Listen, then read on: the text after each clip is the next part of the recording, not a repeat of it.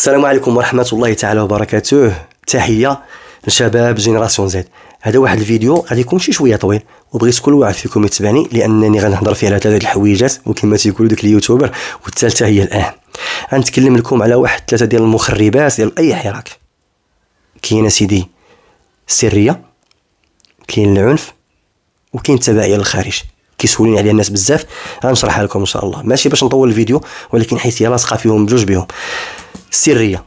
السريه بامكاني انا نتخبع من ورا واحد الحجاب ونبقى نهضر واحد النهار نساحب وتا واحد ما يعرفني شكون كنت، اولا نجر هذا الحراك هذا نجرو لواحد الكارثه ونهرب ونخليه واحد هكاك ونوحل معايا الشعب، اولا انني انا نوجه هذا الخطاب هذا لشي حوايج اللي فيها مصلحتي انا، اولا انني واحد النهار بهذيك السريه ديالي يلصقوا لي شي منتف وندوز مباشره للثانيه اللي هي العنف. مثلا دابا العنف اللي طرف انسكان، اللي طرف مجموعه ديال المناطق ماتوا فيه ارواح رحمه الله عليهم، وشي ناس سلسلوا يدوهم رجليهم الله يشافيهم ويعافيهم، والمعطوبين والمعتقلين، هادشي كامل شكون اللي كان سبب فيه؟ نقدروا بحال دابا حنايا اللي فاهمين الفيلم عارفين بان كاين ايادي خفيه كتدفع هادشي، وكتدفع دوك الشباب يخرجوا وكيجيو منظمين وكيمشيو يخربوا مباشره ومعروفين شكون هما. ولكن واش ما يمكنش بحال دابا اي واحد دابا عنده سلطه يقدر ينسب هادشي للجينيراسيون زد؟ سهله.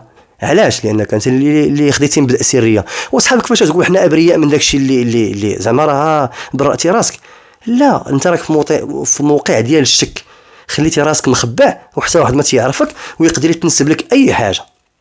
اذا العنف نقطه سوداء في اي حراك، وكتخلي ان حتى الشعب يكون عنده عزوف منك.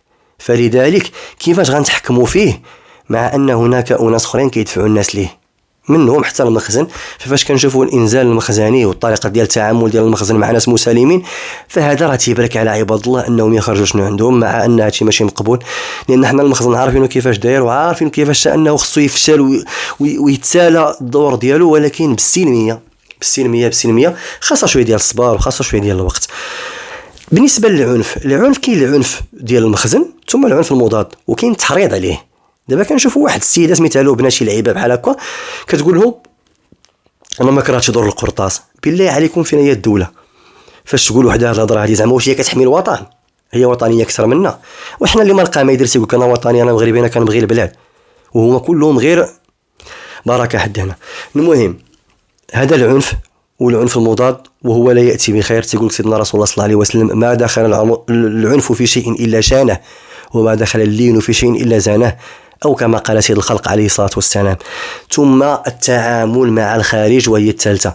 التعامل مع الخارج كنت نقولها دائما، تقولوا لي وضح قول شنو بغيتي، انا ما غاديش نقول لكم كما تيقولوا الاخرين دابا البوليزاريو دافعينهم الجزائر قطر ايران، عندي راه هضره خاويه، ما كاين حتى شي واحد دافع شي حد.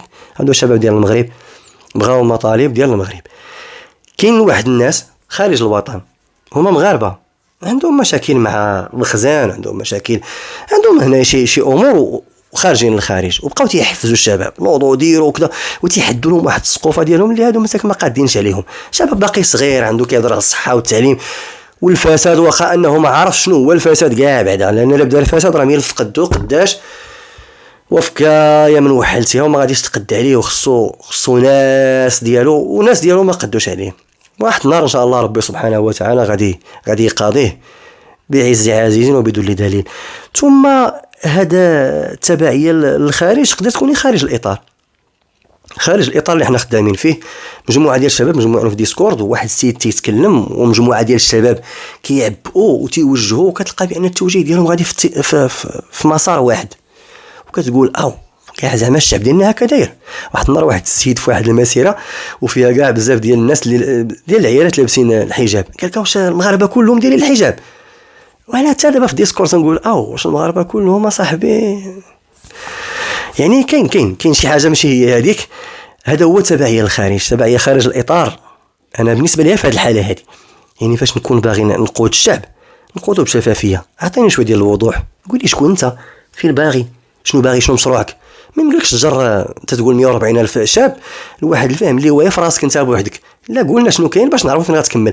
فاش خرجت المسوده بان العجب فين هي الصحه والتعليم. ولينا كنهضروا على المعتقلين السياسيين. فكرني في واحد البيانات في لافاك كانوا تيديروهم شي ناس بحال هكا اخلاء الكليه، وتيقول لك انا بغيت تحرير المعتقل.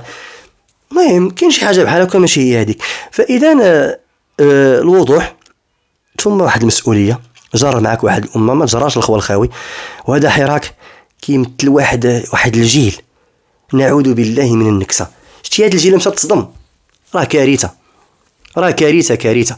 ما عمره يعاود يثيق في شي واحد، ما عمره ما يعاود يثيق في شي واحد، لا كان مصلح ولا صالح ولا اللي بغى يكون، غيتصدم. فلذلك الناس اللي فيهم خير في البلاد باغيين هذا الحراك ينجح، ماشي يطيح شي حاجه، غير ينجح، غير هاد الشباب يوصل لهم حقوقهم، يوصلوا داكشي اللي بغاو، باش تكون عندنا واحد الطفره، تكون عندنا واحد الحياه لهاد البلاد. لان اللي غادروا خطر بزاف على جميع المستويات. ثم يكون عندنا واحد الاتقان واحسان في العمل ديالنا، يكون عندنا عمل عارفين فين تيبدا فين تيكمل وباش يسالي. نتمنى ما نكونش طولت عليكم، ولكن هذا كلام كان خاصو يتقال. شي واحد تيسولني علاش ما كتنزلش؟ الا كانوا هاد الحوايج غادي نكون، ما كانوش غادي يكونوا ان شاء الله واحد النهار، وغادي نكونوا باذن الله تعالى. حياكم الله.